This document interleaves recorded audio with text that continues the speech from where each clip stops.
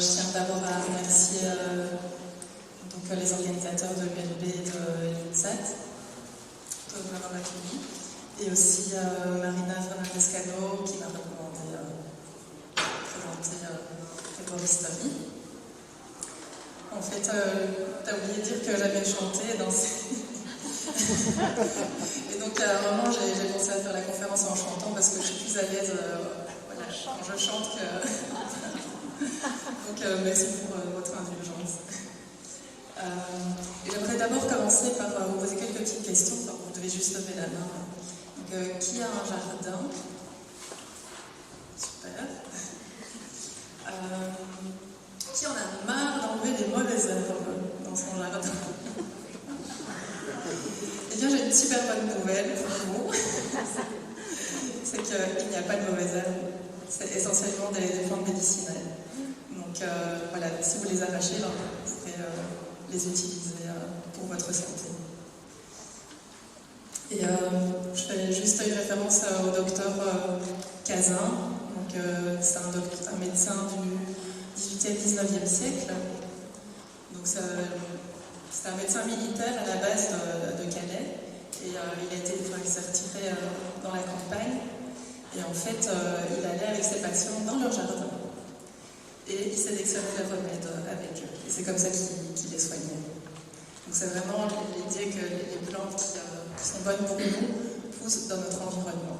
Et ça, c'est un peu l'idée que j'essaie de faire passer aussi dans mon métier. Alors, qui a étudié le latin? Super. Vous allez comprendre après pourquoi. Qui est botaniste? Il y a des botanistes ici dans la salle? Ok. Des chimistes, des biochimistes? Super. Et des médecins? Des naturopathes, j'imagine qu'il y en a pas mal. Naturopathes? Super. Et qui aime cuisiner? En fait, vous êtes tous des herboristes en herbe. Enfin, vous avez déjà certaines de ces qualités. Et donc, alors, il y a une dernière question. C'est, y a-t-il une sorcière dans la salle? Welcome, bienvenue. Voilà, c'est en hommage à tous les herboristes qui ont été au bûcher. Un petit clin d'œil. Donc en fait, l'objectif ici, vu que j'ai pas énormément de temps, c'est vraiment vous donner un aperçu et surtout le goût d'aller plus loin dans l'herboristerie. Vous donner des pistes. Et si après cette conférence, vous êtes convaincu qu'il n'y a pas de mauvaises herbes et que des plantes médicinales, pour moi, c'est gagné. Voilà. Donc, on va commencer. C'est quoi le métier d'herboriste? Donc, je vais commencer par donner quelques définitions. En fait, je vais d'abord expliquer le métier d'herboriste. Ensuite, j'ai décidé de vous parler par système, digestif, circulatoire, nerveux, etc. Et donc, je vous donnerai vraiment les plantes spécifiques pour ces systèmes. Et j'ai vraiment fait une petite sélection de plantes. Ça a été très dur. Et vous aurez vraiment quelques petites indications pour chacune des plantes que je vais vous présenter. Et donc, je vais commencer par une définition de Wikipédia et du Petit Larousse. Donc, l'herboristerie consiste dans la préparation et la commercialisation de plantes médicinales ou de préparations dérivées. Et par métonymie, le terme désigne la boutique dans laquelle sont vendues des plantes médicinales tenues par un herboriste. Ça va jusqu'à là. Donc, et alors la phytothérapie, parce qu'en fait, je suis aussi phytothérapeute.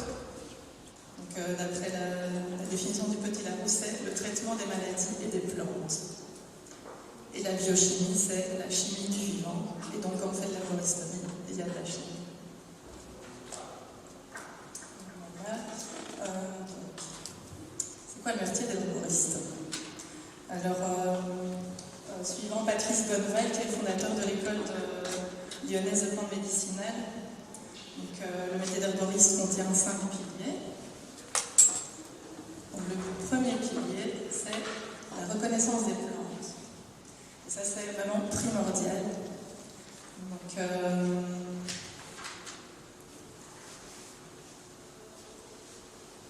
il faut vraiment faire attention, donc ne pas se tromper parce qu'il y a des plantes qui se ressemblent énormément et ça peut vraiment porter préjudice à votre santé.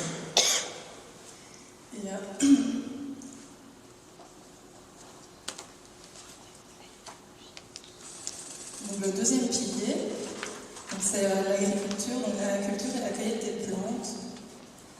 Donc ça c'est un autre pan de l'herboristerie, d'où l'importance déjà de s'y connaître en botanique. Et ce qui est important, donc je disais, c'est ce que vous aviez étudié le latin, c'est parce qu'en fait il y a plein de noms vernaculaires qui prêtent vraiment à confusion. Et si vous voulez vraiment pas vous tromper, vous devez connaître le nom des plantes et c'est le nom en latin avec le nom de genre et d'espèce. Donc c'est toujours en deux parties.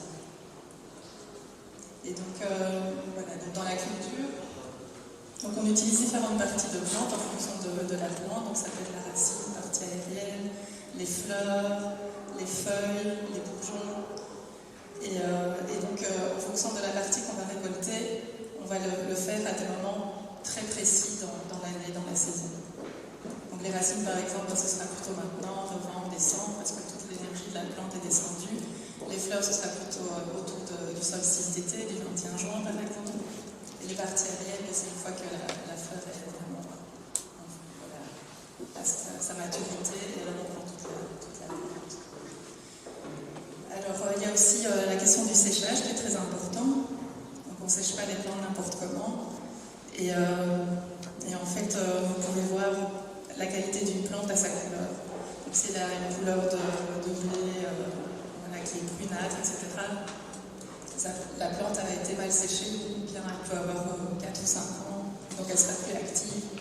Et ça porte préjudice justement à la réputation de l'herboristerie. Si vous utilisez ces plantes-là, c'est normal que ça ne fonctionne pas. Et puis il y a aussi des règles d'or dans la cueillette.